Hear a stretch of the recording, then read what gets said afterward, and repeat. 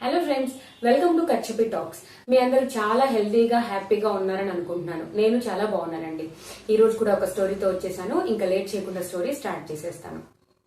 అనగనగా ఒక ఊర్లో వెంకీ అని 9th క్లాస్ అయిపోయి 10th క్లాస్కి వచ్చిన స్టూడెంట్ ఉన్నాడు. అతను వాళ్ళ అమ్మ నాన్నకి ఒక్కడే సంతానం. వెంకీ వాళ్ళ నాన్న పేరు సుబ్బారావు, అమ్మ రేఖ. సుబ్బారావు వెంకీని చూసి చాలా గర్వపడేవాడు. ఎందుకంటే వెంకీ ఎప్పుడు ఫస్ట్ ర్యాంక్ స్టూడెంటే. అలా 10th క్లాస్ మొదలైన తర్వాత మొదట పరీక్షలు అయిపోయినాయి. అందులో వెంకీకి సెకండ్ ర్యాంక్ వచ్చింది. ప్రోగ్రెస్ కార్డ్ చూసి సుబ్బారావు అడిగాడు, ఏంట్రా నీకు ఎప్పుడు ఫస్ట్ ర్యాంకే కదా వచ్చేది, ఏంటి ఈసారి సెకండ్ ర్యాంక్ వచ్చింది అని. లేదు నాన్న, ఈసారి నేను కష్టపడి చదువుతాను, మళ్ళీ ఫస్ట్ ర్యాంక్ తెచ్చుకుంటాను అని చెప్తాడు. అలా కొన్ని రోజులు అయిపోయిన తర్వాత క్వార్టర్లీ ఎగ్జామ్స్ అయిపోతాయి. ఈసారి పరీక్షల్లో 4th ర్యాంక్ వస్తుంది వెంకీకి. ప్రోగ్రెస్ కార్డ్ చూసి సుబ్బారావు అడుగుతాడు, ఏంట్రా నీకు మళ్ళీ 4th ర్యాంక్ వచ్చింది అని. లెసన్స్ కొంచెం కష్టంగా ఉన్నాయి నాన్న, సో నెక్స్ట్ టైం నేను బాగా చదవడానికి ట్రై చేస్తాను, నేను మళ్ళీ మంచి మార్కులు తెచ్చుకుంటాను అని చెప్తాడు. ఇంకొన్ని రోజులు గడిచిన తర్వాత హాఫ్ ఇయర్లీ ఎగ్జామ్స్ అయిపోతాయి. ఈసారి ఎగ్జామ్స్ లో 5th ర్యాంక్ వస్తుంది వెంకీకి. ప్రోగ్రెస్ కార్డ్ చూడగానే సుబ్బారావుకి చాలా కోపం వస్తుంది. వెంకీ కూడా చాలా భయంగా చెప్తాడు, లేదు నాన్న, నేను నెక్స్ట్ టైం ఖచ్చితంగా మంచి మార్కులు తెచ్చుకుంటాను అని. ఇంతలో వాళ్ళ అమ్మ జోక్యం చేసుకుని, మరి పిల్లోడిని అలా తిట్టకండి, వాడు ఇంకా నిరుత్సాహపడిపోతాడు, ఏం కాదు, వాడు చాలా బాగా చదువుతాడు అని వాళ్ళ అమ్మ కూడా చెప్తుంది. వాళ్ళిద్దరిని చూసి సుబ్బారావుకి ఇంకా కోపంగా అక్కడి నుంచి వెళ్ళిపోతాడు. నెక్స్ట్ డే తన ఆఫీస్ కి సెలవు పెట్టి వెంకీ వాళ్ళ స్కూల్ కి వెళ్తాడు. అక్కడ టీచర్స్ తో మాట్లాడినా కూడా వాళ్ళు ఏం చెప్పలేకపోతారు. ఎందుకంటే వెంకీ బాగానే చదువుతాడు, అలాంటిది ర్యాంక్ ఎందుకు తక్కువ వస్తుంది అనేది చెప్పలేకపోతారు.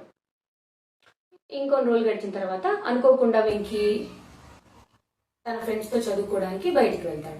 అందులో సుబ్బారావు ఆ రోజు ఆఫీస్ నుంచి త్వరగా ఇంటికి వస్తాడు. ఇంటికి వచ్చి చూస్తే వెంకీ కనిపించడు. వాళ్ళ అమ్మని అడుగుతాడు, రేఖని అడుగుతాడు. కంబైన్ స్టడీస్ చేయడానికి వాళ్ళ ఫ్రెండ్ వాళ్ళ ఇంటికి వెళ్ళాడు అని చెప్తుంది. ఆ మాట వినగానే సుబ్బారావుకి ఇంకా కోపం వస్తుంది. ఆ ఫ్రెండ్ అడ్రస్ కనుక్కుని మరీ వెళ్తాడు. వెళ్లేసరికి అక్కడ ఫ్రెండ్ ఇంట్లో బర్త్డే పార్టీ అవుతూ ఉంటుంది. లోపలికి వెళ్లి వెంకీని పక్కకు పిలుస్తాడు. వెంకీ అక్కడ వాళ్ళ నాన్నని చూడంగానే చాలా భయపడిపోతాడు. సుబ్బారావు కానీ వెంకీని ఏమీ అనడు. సరే తొందరగా బర్త్డే పార్టీ అయిపోగానే ఇంటికి వచ్చేసి అని చెప్పి వెళ్ళిపోతాడు. వెంకీ సాయంత్రం ఇంకా భయంగా ఇంటికి వస్తాడు. ఇంటికి వచ్చి చూస్తే సుబ్బారావు వెంకీని ఏమీ అడ్డు, అన్నం తినేసి పడుకోమని చెప్తాడు. ఒక 2 రోజుల తర్వాత ఒక ఆదివారం రోజు సుబ్బారావు వెంకీని తీసుకుని దగ్గరలో ఉన్న పార్కుకి వెళ్తాడు. కాసేపు అక్కడ ప్రశాంతంగా కూర్చున్న తర్వాత వెంకీని అడుగుతాడు, నీకు మహాభారతం తెలుసు కదరా, అందులో నీకు ఎవరంటే చాలా బాగా ఇష్టం అని అడుగుతాడు. వెంకీ తడుముకోకుండా తన కర్ణుడు అంటే చాలా బాగా ఇష్టం అని చెప్తాడు. అయితే కర్ణుడు గురించి నువ్వు నీకేం తెలుసో చెప్పు అని అడుగుతాడు సుబ్బారావు. వెంకీ చెప్తాడు, కర్ణుడు చాలా పరాక్రమవంతుడు, దానవీర సూర కర్ణుడు. కర్ణుడి దగ్గర గనక తన కవచ కుండలాలు తన దగ్గరే ఉండుంటే కర్ణుడు అసలు చనిపోయేవాడే కాదు. కర్ణుడు వేసిన నాగాస్త్రాన్ని కృష్ణుడు గురి తప్పించకపోయింటే అర్జునుడు కూడా బ్రతికేవాడు కాదు అని చాలా బాధపడుతూ చెప్తాడు. ఇదంతా విన్నాక సుబ్బారావు అంటాడు, నీకు తెలిసిందంతా చెప్పావు కదా, ఇప్పుడు నాకు తెలిసింది కూడా నేను చెప్తాను, నువ్వు విను. అంతా అయిపోయిన తర్వాత నీకు డౌట్స్ వస్తే అప్పుడు నన్ను ప్రశ్నలు వెయ్యి అని చెప్పడం మొదలు పెడతాడు. ఆ రోజు కర్ణుడు అర్జునుడు చాలా తీవ్రంగా యుద్ధం చేసుకున్నారు. ఆ యుద్ధంలో కర్ణుడి రథ చక్రం భూమిలోకి కృంగిపోయింది. కర్ణుడు రథం దిగి ఆ చక్రాన్ని లేపడానికి చాలా ప్రయత్నించాడు. అడుగు భూమి పైకి లేచింది కానీ చక్రాన్ని మాత్రం పైకి లేపాడు. తను ఇలా ప్రయత్నిస్తూ ఉండగా కృష్ణుడు అర్జునుడితో చెప్పాడు, ఇప్పుడు బాణం సంధించు అని. రథంలోంచి కిందకి దిగిన వాడి మీద బాణం వేయడం ధర్మం కాదు అని అర్జునుడు చెప్పాడు. అప్పుడు కృష్ణుడు, ఇప్పుడు గుర్తొచ్చాయా ఈ ధర్మాలన్నీ, అభిమన్యుడిని ఒక్కడనే చేసి 10 మంది చంపినప్పుడు ఏమైపోయాయి ఈ ధర్మాలు అని అడిగాడు. అనగానే అర్జునుడికి చాలా కోపం వచ్చింది. తను తన బాణాన్ని వదిలాడు. గుండెల్లో బాణం దిగి యుద్ధ భూమిలో పడిపోయిన కర్ణుడు నరక యాతన అనుభవిస్తున్నాడు.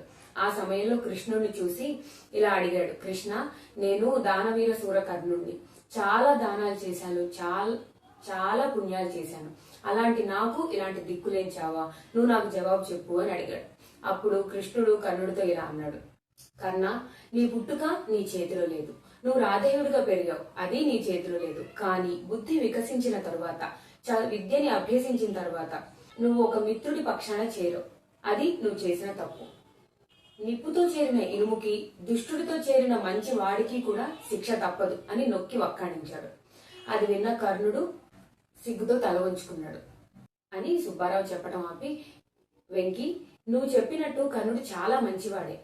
అయితే కర్ణుడు గనక ధర్మరాజుతో చేరి ఉండుంటే అతని కీర్తి ఇంకా ఎక్కువగా ప్రకాశించేది. కానీ కర్ణుడు దుష్టులతో చేయగలిపాడు అన్నాడు. అందుకనే కర్ణుడు పతనమయ్యాడు. కర్ణుడంత గొప్ప వాడికే ఇలా జరిగిందంటే మామూలు మనుషులమైన మనమెంత.